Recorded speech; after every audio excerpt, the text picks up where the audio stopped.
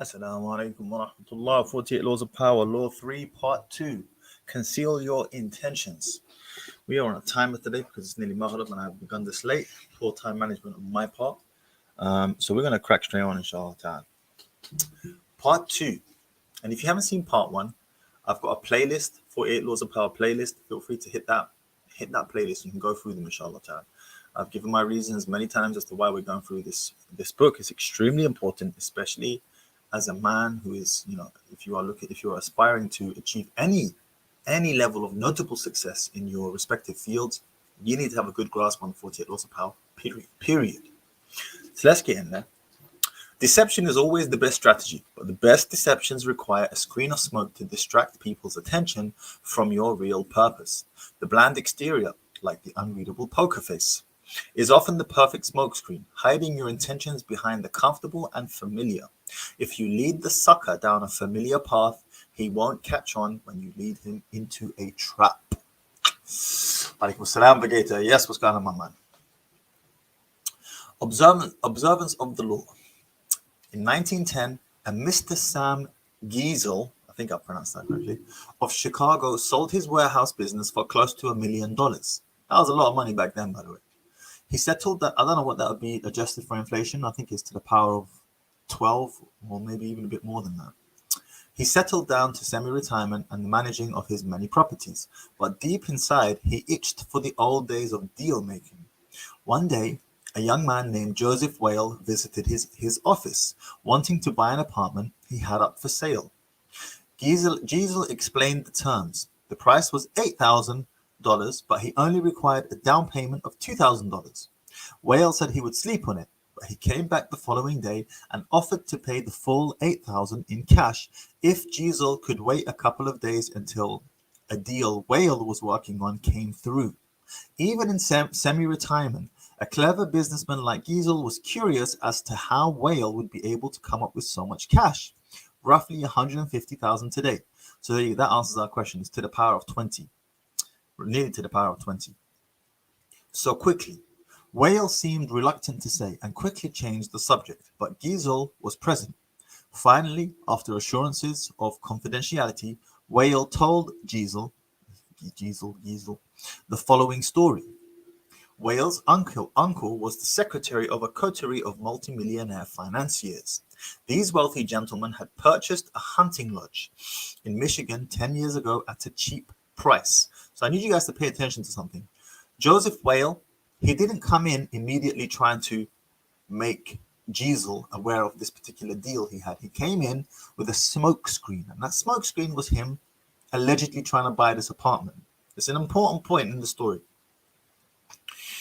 These wealthy gentlemen had purchased the hunting lodge in Michigan 10 years ago at a cheap price. They had not used the lodge for a few years, so they had decided to sell it and had asked Whale's uncle to get whatever he could for it. For good reasons, of his own, the uncle had been nursing a grudge against the millionaires for years. This was his chance to get back at them. He would sell the property for $35,000. This was to whom it was Whale's job to find, and the financiers were too wealthy to worry about this low price. The setup man would then turn around and sell the property again for its real price, around $150,000. The uncle, Whale, and the third man would split the profits from this second sale, and it was all legal and for a good cause, the uncle's just retribution. Giesel had heard enough. He wanted to be the setup buyer. Whale was reluctant to involve him. Point number 2, he played it off as though he's reluctant to involve. I'm not too sure if you should come in or not. Reluctant. But Giesel would not back down. By being reluctant to involve him, this made Giesel want to participate even more. Wa alaikum salam wa rahmatullah, Brother Sultan. How you doing, my man? The idea of a large profit plus a little adventure had him champing at the bit. Whale explained that Giesel would have to put up the $35,000 in cash to bring the deal off. Giesel, a millionaire, said he could get the money with a snap of his fingers. Whale finally relented and agreed a meeting between the uncle, Giesel, and the financiers in the town of Galesburg, Illinois. On the train ride to Galesburg, Giesel met the uncle. an impressive man with whom he avidly discussed business. Whale also brought along a companion, a somewhat paunchy man named George Gross. Whale explained to Giesel that he himself was a boxing trainer, and that Gross was one of the promising prize fighters he trained, and that he had asked Gross to come along to make sure the fighter stayed in shape. For a promising fighter, Gross was unimpressive looking. He had grey hair and a beer belly, but Giesel was so excited about the deal that he didn't really think about the man's flabby appearance. Once in Galesburg, Whale and his uncle went to fetch the financiers, while Giesel waited in a hotel room with Gross, who promptly put on his boxing trunks. As Giesel half-watched, Gross began to shadowbox. Distracted as he was, Giesel ignored how badly the boxer wheezed after a few minutes of exercise, although his style seemed real enough. An hour later, Whale and his uncle reappeared with the financiers, an impressive, intimidating group of men, all of them wearing fancy suits. The meeting went well, and the financiers agreed to sell the lodge to Giesel, who had already had the $35,000 wired to a local bank. This minor business now settled, the financiers sat back in their chairs and began to banter about high finance, throwing out the name J.P. Morgan, as if they knew the man. Finally, one of them noticed the boxer in the corner of the room. Whale explained what he was doing there. The financier countered that he too had a boxer in his entourage, whom he named. Whale laughed brazenly and exclaimed that his man could easily knock out their man. Conversation escalated into argument. In the heat of passion, Whale challenged the men to a bet. The financiers eagerly agreed and left to get their man ready for a fight the next day. As soon as they had left, the uncle yelled at Whale right in front of Giesel. They did not have enough money to bet with, and once the financiers discovered this, the uncle would be fired. Whale apologized for getting him into this mess, but he had a plan. He knew the other boxer well, and with a little bribe, they could fix the fight. But where would the money come from for the bet? The uncle replied. Without it, they were as good as dead. Finally, Giesel had heard enough. Unwilling to jeopardize his deal with any ill will, because remember, his part of the deal would also go to hell if they couldn't come up with this bet, the bet money, even though he had nothing to do with it. And so he offered his own $35,000 cash for part of the bet. Even if he lost that, he would wire for more money and still make a profit on the sale of the lodge. The uncle and nephew thanked him, and with their own $15,000 and Giesel's $35,000, they would manage to have enough for the bet. That evening, as Giesel watched the two boxers rehearse the fix in the hotel room, his mind reeled at the killing he was about to make from both the boxing match and the sale of the lodge. The fight took place in a gym the next day. Whale handled the cash, which was placed for security in a locked box. Everything was proceeding as planned in the hotel room. The financiers were looking glum at how badly their fighter was doing, and Giesel was dreaming about the easy money he was about to make. Then, suddenly, a wild swing by the financier's fighter hit Gross hard in the face, knocking him down. When he hit the canvas, blood spurted from his mouth. He coughed, then lay still. One of the financiers, a former doctor, checked his pulse. He was dead. The millionaires panicked. Everyone had to get out before the police arrived. They could all be charged with murder. Terrified, Giesel hightailed it out of the gym and back to Chicago, leaving behind his $35,000, which he was only too glad to forget, for it seemed a small price to pay to avoid being implicated in a crime. He never wanted to see Whale or any of the others ever again.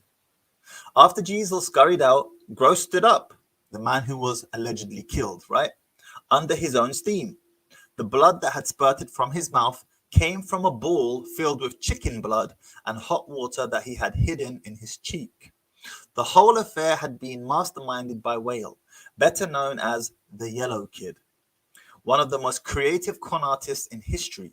Whale split the $35,000 with the financiers, so-called financiers, and the boxers, all fellow con artists, a nice little profit for a few days' work.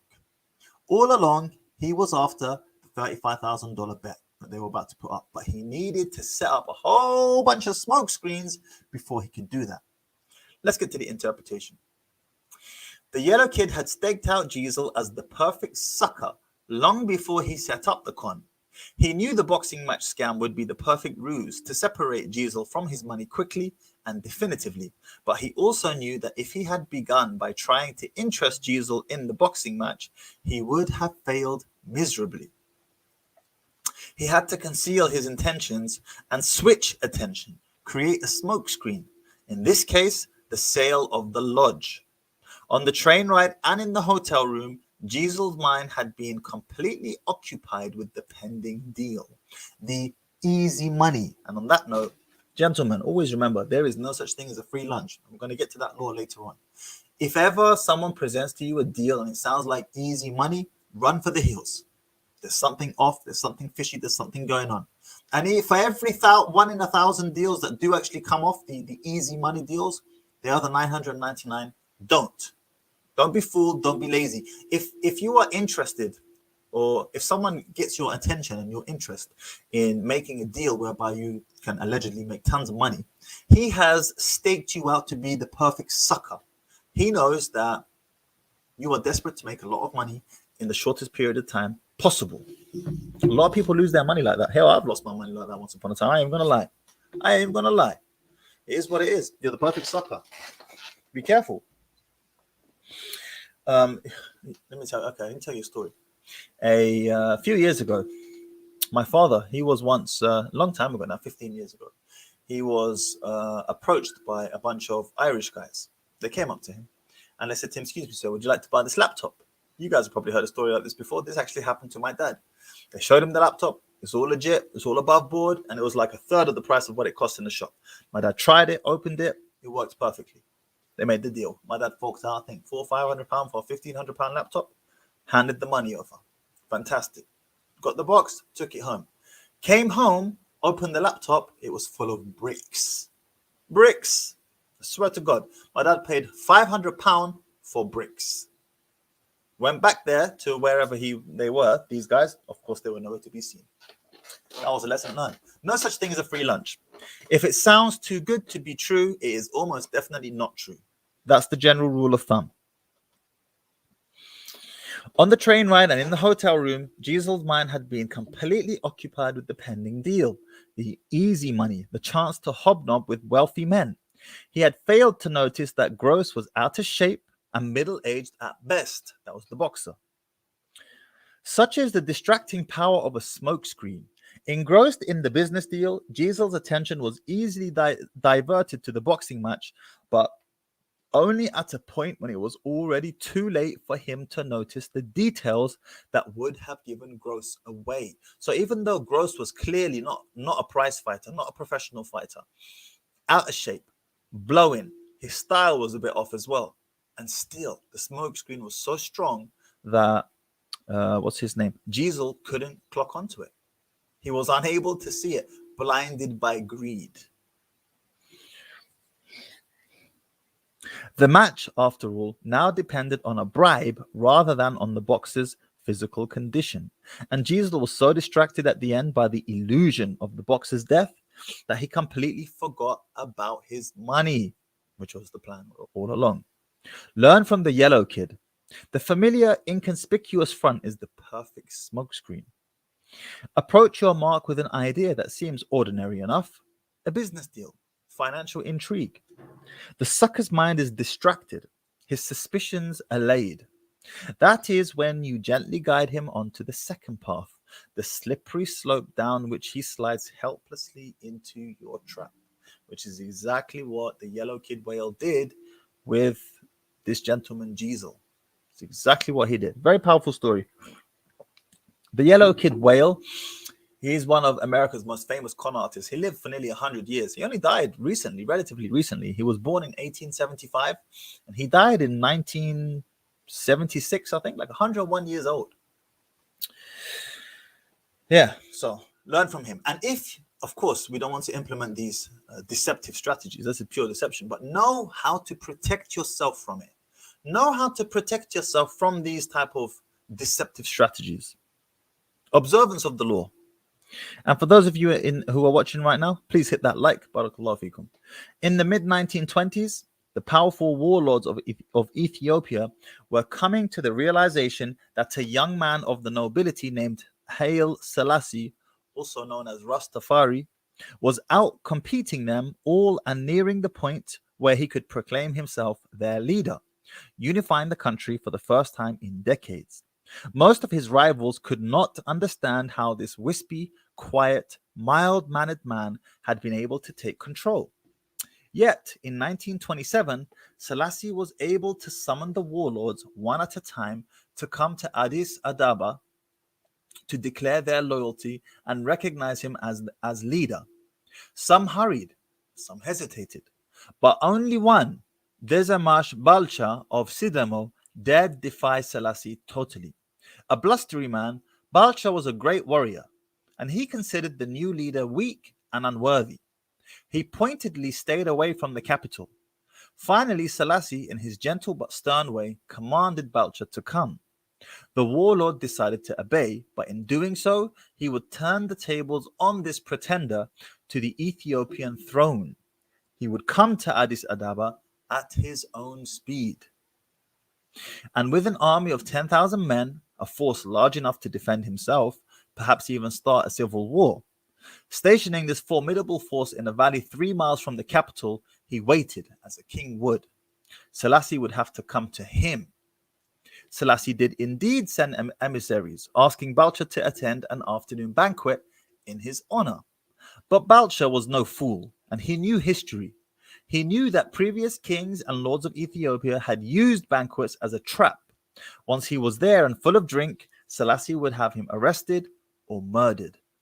To signal his understanding of the situation, he agreed to come to the banquet, but only if he could bring his personal bodyguard.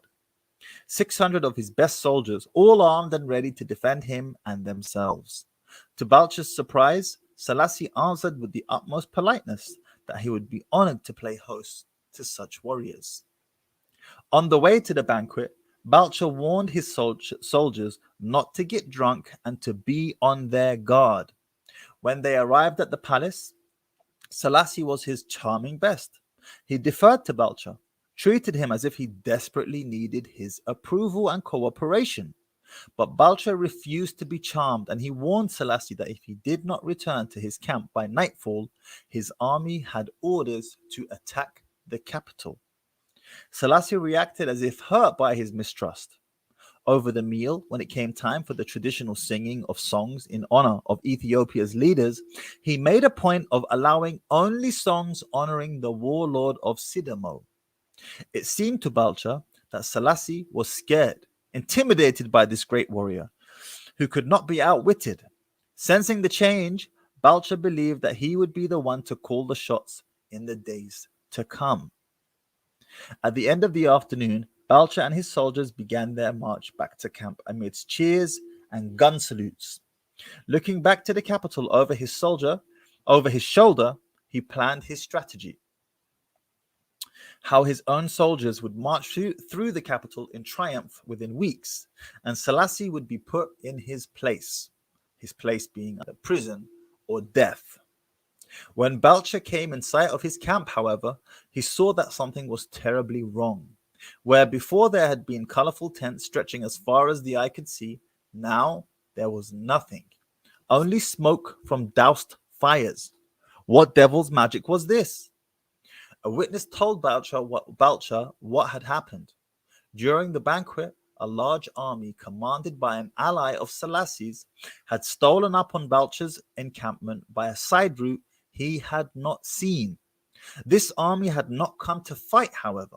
Knowing that Balcha would have heard a noisy battle and hurried back with his 600-man bodyguard, Selassie had armed his own troops with baskets of gold and cash. Pay attention here.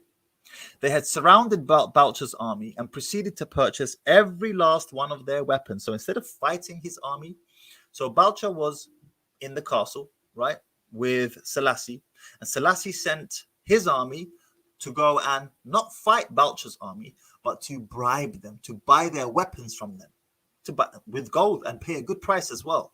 Once he had their weapons, those men were as good as dead, so they fled as quickly as possible with their money.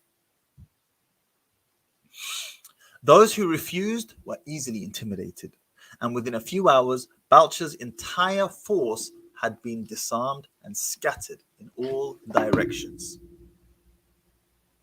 Realizing his danger, Balcher decided to march south with his 600 soldiers to regroup. But the same army that had disarmed his soldiers blocked his way. The other way out was to march on the capital, but Selassie had set a large army to defend it. Like a master chess player, he had predicted Balcher's moves and had checkmated him. For the first time in his life, Balcher surrendered, and to repent of his sins of pride and ambition, he agreed to enter a monastery. Interpretation. Through Selassie's long reign, no one could quite figure him out. Ethiopians liked their leaders fierce, but Selassie, who wore the front of a gentle, peace-loving man, lasted longer than any of them. Never angry or impatient, he lured his victims with sweet smiles, lulling them with a charm and obsequiousness before he attacked. In the case of Balcher, Selassie played on the man's wariness, his suspicion that the banquet was a trap, which in fact it was, but not the one he expected.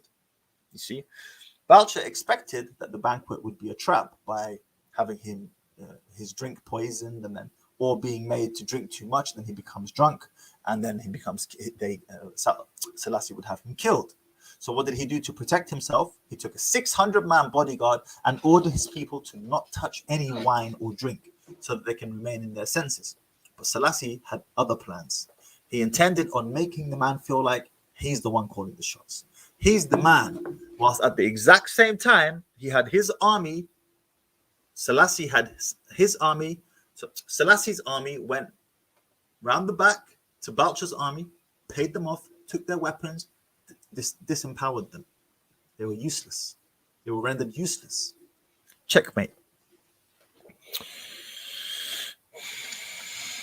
Which in fact it was a trap, but not the one he expected. Selassie's way of allaying Balcher's fears, letting him bring his bodyguard to the banquet and giving him top billing there, making him feel in control, created a thick smoke screen, concealing the real action 3 miles away. Remember, the paranoid and wary are often the easiest to deceive. One more time. The paranoid and wary are often the easiest to deceive. Win their trust in one area, and you have a smokescreen that blinds their view in another, letting you creep up and level them with a devastating blow. A helpful or apparently honest gesture, or one that implies the other person's superiority, these are perfect diversionary devices. Properly set up, the smokescreen is a weapon of great power. It enabled the gentle Selassie to totally destroy his army without firing a single bullet. Do not underestimate the power of Tafari. He creeps like a mouse, but he has jaws like a lion. This was a statement by Balcher of Sidamo before his final words before entering the monastery. Oof. SubhanAllah. It's deep. And the Prophet ﷺ said that war is deception. This is war. They were fighting each other. War is deception. And the best part about this is that he was able to defeat this very powerful man, Balcher, without having to engage in a single piece of combat, without losing a single life.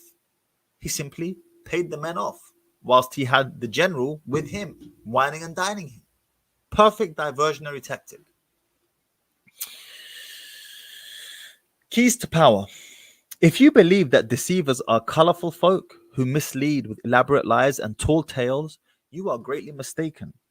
The best deceivers utilize a bland and inconspicuous front that calls no attention to themselves. They know that extravagant words and gestures immediately raise suspicion.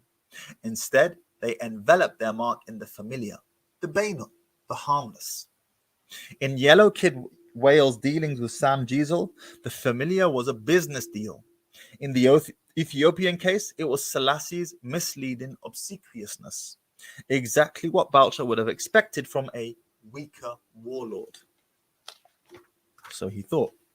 Once you have lulled your sucker's attention with the familiar, they will not notice the deception being prepared behind their backs.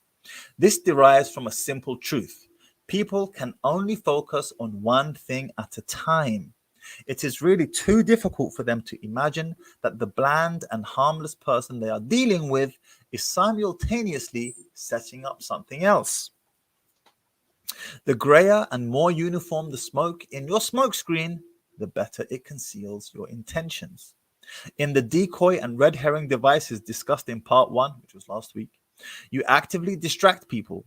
In the smoke screen, you lull your victims, drawing them into your web. Because it is so hypnotic, this is often the best way of concealing your intentions. The simplest form of smokescreen is facial expression.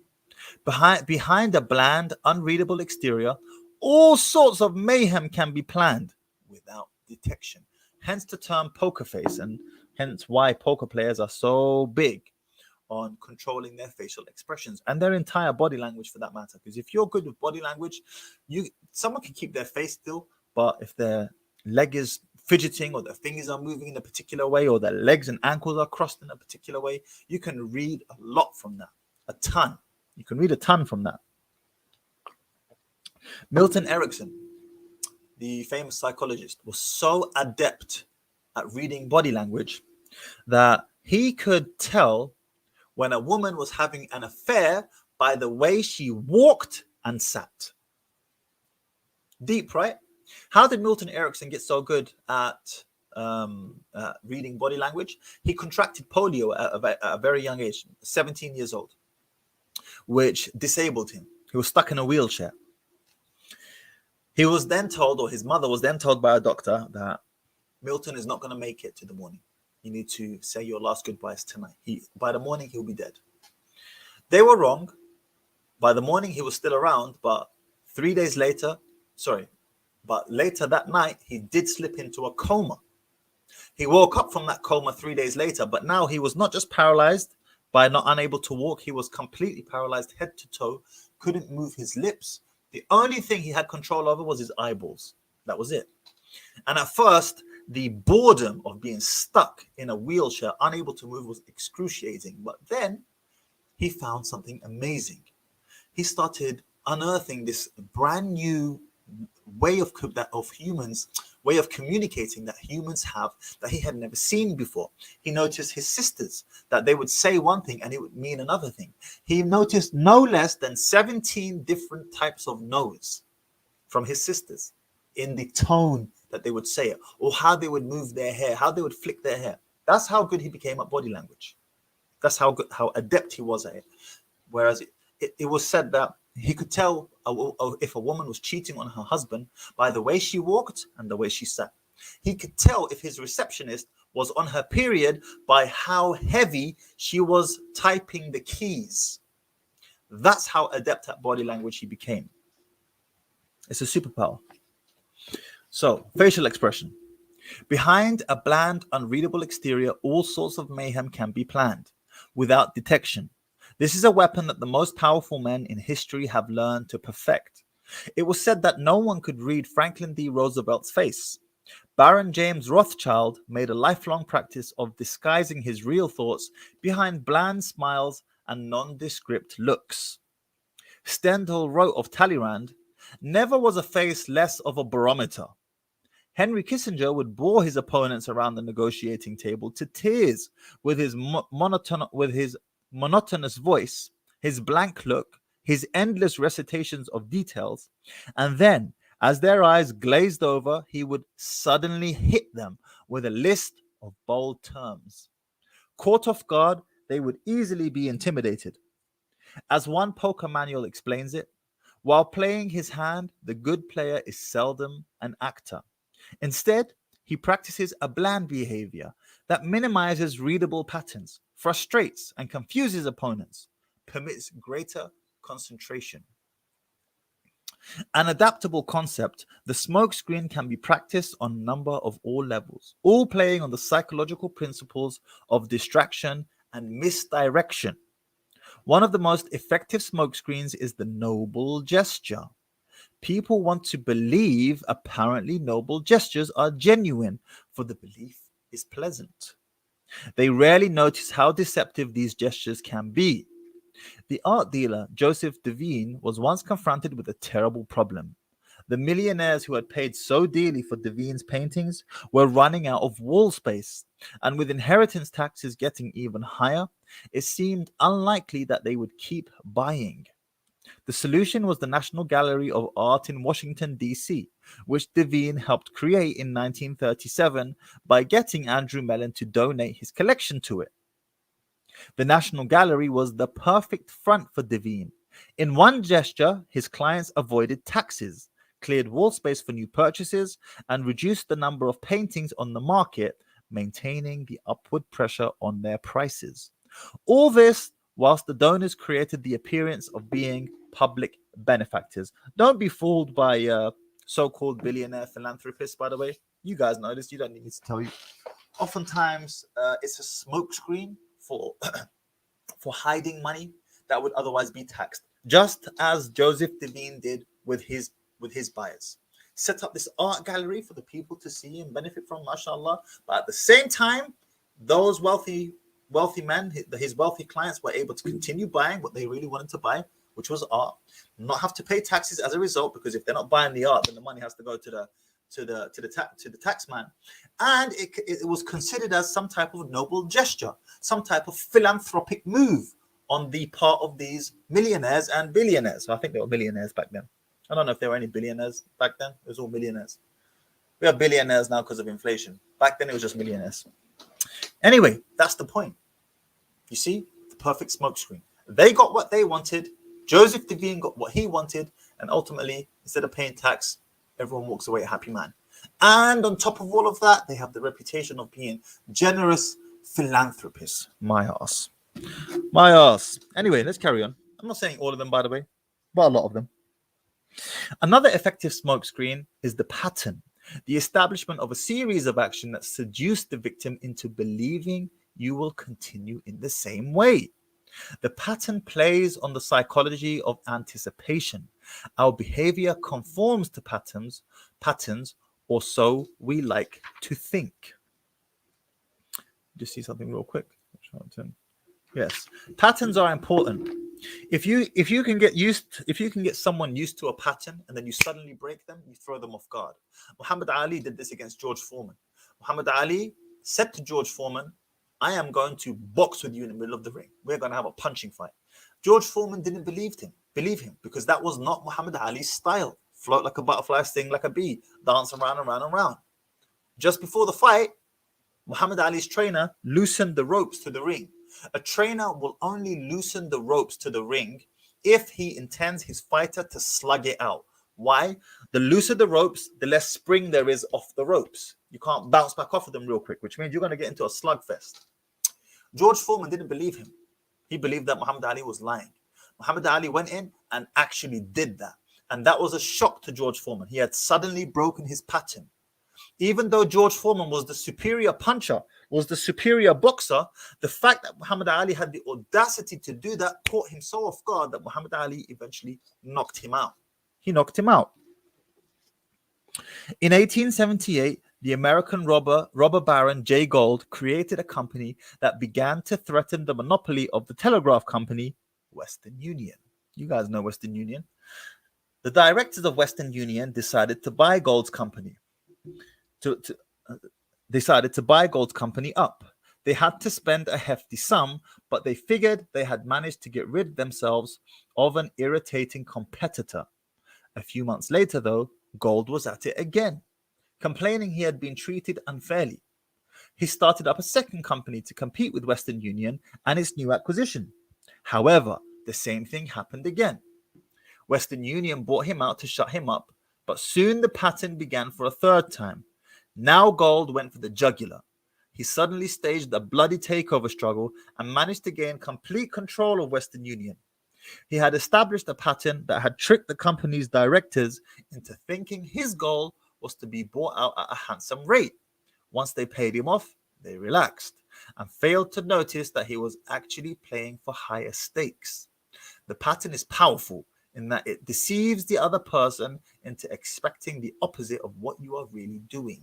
He was setting up new companies all the time so that the Western Union could continue to buy them, those companies, but actually he was just draining their resources. And then he suddenly staged a violent takeover. And now they didn't have the resources to fight him. Why? Because they had spent those resources in buying his other companies. It sounds good, but it's not easy to do that. Yeah, I mean, it sounds nice and it sounds really good on paper. And he was, of course, successful, but you actually have to set up those successful companies in the first place. Another psychological weakness on which to construct a smokescreen is the tendency to mistake appearances for reality. The feeling that if someone seems to belong to your group, their belonging must be real. This habit makes the seamless blend a very effective front. The trick is simple. You simply blend in with those around you. The better you blend, the less suspicious you become. During the Cold War of the 50s and 60s, as is now notorious, a slew of British civil servants passed secrets to the Soviets. They went undetected for years because they were apparently decent chaps, had all gone to the right schools, and fit the old boy network perfectly. Blending in is the perfect smokescreen for spying. The better you do it, the better you can conceal your intentions. Remember, it takes patience and humility to dull your brilliant colors, to put on the mask of the inconspicuous. Do not despair at having to wear such a bland mask. It is often your unreadability that draws people to you and makes you appear a person of power. Reminds me of that, is it Don Hanavan or Danavan, that jiu-jitsu trainer? He often appears on the Joe Rogan podcast. He's extremely quiet. He speaks like this, very quietly. Have I got your attention? This is how he speaks. He doesn't move much either. He's rather slow in how he speaks. And when he speaks like this, he really captures your attention. It's very difficult to take your eyes off of him. He barely moves. His intonation barely switches from high to low. Bland, monotone, and yet captures your attention. Why? Because it's different. It's different. We're used to people really expressing themselves like, I'm quite expressive. It is what it is. The bland is often the best front, the best smokescreen. Image. As you guys know, there's always an image. So at the end of each chapter, Robert Greene will define the chapter with an image. I'm trying to get my finger right there. Okay? A sheepskin. A sheep never marauds. A sheep never deceives. A sheep is magnificently dumb and docile. With a sheepskin on his back, a fox can pass right into the chicken coop. Hence the term a wolf in sheep's clothing. In this case, a fox. Authority. Have you ever heard of a skillful general who intends to surprise a citadel, announce his plan to the enemy? Conceal your purpose and hide your progress. Conceal your purpose, hide your progress. If you don't tell the people what you're doing, they can't plan how to defend against that, right? Hence why you see managers talking like this in the touchline. Do not disclose the extent of your designs until they cannot be opposed, until the combat is over. Win the victory before you declare the war. Win the victory before you declare the war. Meaning, make sure you have a watertight plan that you are certain you will win before you even initiate the battle. Don't just walk in blindly. In a word, imitate those warlike people whose designs are not known except by the ravaged country through which they have passed. Only after they have passed and caused all of their destruction, then that country knows. That's a pretty smart statement from the hero Ninion Dulenclo, for those of you who remember. That was her who said that. Right, what are we doing here?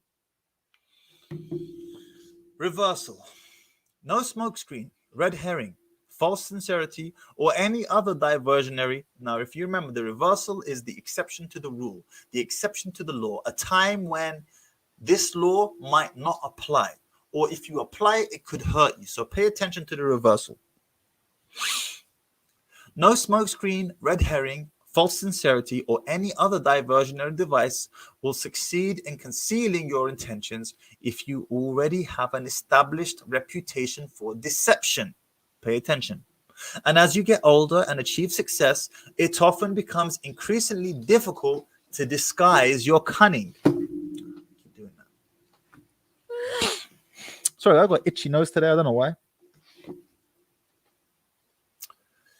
Everyone knows you practice deception. Persist in playing naive, and you run the risk of seeming the rankest hypocrite, which will severely limit your room to maneuver. In such cases, it is better to own up, to appear the honest rogue, or better, the repentant rogue. Not only will you be admired for your frankness, but most wonderful and strange of all, you will be able to continue your stratagems, your deceptions. As P.T. Barnum, the 19th century king of humbuggery, grew older, he learned to embrace his reputation as a grand deceiver. At one point, he organized a buffalo hunt in New Jersey, complete with Indians and a few imported buffalo. He publicized the hunt as genuine, but it came off as so completely fake that the crowd, instead of getting angry and asking for their money back, was greatly amused. They knew Barnum pulled tricks all the time. That was the secret of his success, and they loved him for it. Learning a lesson from this affair, Barnum stopped concealing all his devices, even revealing his deceptions in a tell-all autobiography. As Kierkegaard wrote, "The world wants to be deceived." Sad truth. Sad truth, because life is hard. So lie to me.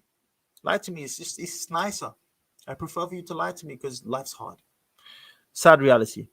Finally, although it is wiser to divert attention from your purposes by presenting a bland, familiar exterior, there are times when the colorful, conspicuous gesture is the right diversionary tactic.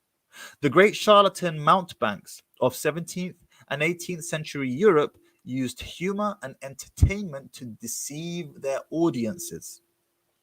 Dazzled by a great show, the public would not notice the charlatan's real intentions. Thus, the star charlatan himself would appear in town in a night black coach drawn by black horses. Clowns, tightrope walkers, and star entertainers would accompany him, pulling people into his demonstration of elixirs and quack potions. The charlatan made entertainment seem like the business of the day. The business of the day, however, was actually the sale of the elixirs and quack potions. People want to be entertained. This is something that I have learned slowly, even with YouTube. You can see my background is bland. It's a bland background. But I'm slowly learning the importance of adding, for example, flashing lights and, moving objects and all the rest of it. People are fickle. They want to be entertained. They want to be entertained, so entertain them. And that's a common tactic of the charlatan. He will entertain you with lights and sounds and amazing images and features and so on and so forth. And all the while, he continues to implement his deception right in front of your face. But you're so distracted with the lights and the sounds and the flashing images that you barely even notice it.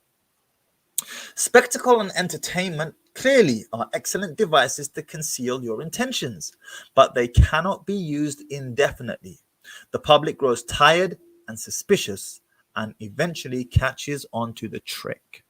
And indeed, the charlatans had to move quickly from town to town before word spread that the potions were useless and the entertainment a trick. Powerful people with bland exteriors, on the other hand, the Talleyrands, the Rothschilds, the Selassies, can practice their deceptions in the same place throughout their lifetimes. So that's the danger of being a charlatan, is that Once your quack potion is realized that for what it is, they realize that, hold on a minute, I've been selling a bunch of crap. This cream don't work, this product don't work, that drink don't work, that vitamin don't work, this trainer thing don't work, on and on. Then that charlatan has to move on. Just as when my dad was fooled with that laptop, those guys had to move on to the next town. Town is burnt, it's done. However, powerful people with bland exteriors, like I just mentioned, the Talleyrans, the Rothschild, the Selassies, they can practice their deceptions in the same place throughout their lifetimes. Their act never wears thin and rarely causes suspicion. The colorful smokescreen should be used cautiously then, and only when the occasion is right. Bottom line, there is these laws of power. There is most of the time, the vast majority of the time, there is always an exception to the rule. And you will have to identify what is the best maneuver for that moment in time. And if anything else, if failing all of that, at least recognize, once again, as I've mentioned to you before, what to protect yourself from. What are the maneuvers? What are the actions of charlatans? So that you can know how to protect yourself from them. And on that note, guys, we are done. Thank you for tuning in. For those of you who tuned in, remember, in a couple of hours' time, 2 hours' time, I will be going live with Sister Naima B. Robert, inshallah ta'ala. We will be having our discussion, talking about how I'm really looking forward to it. I'm not going to lie, I'm really looking forward to it. We're going to be talking about a lot of interesting topics, inshallah ta'ala. So make sure you come down, 9 p.m., and I'll see you guys then, inshallah ta'ala. Assalamu alaikum wa rahmatullahi wa barakatuh.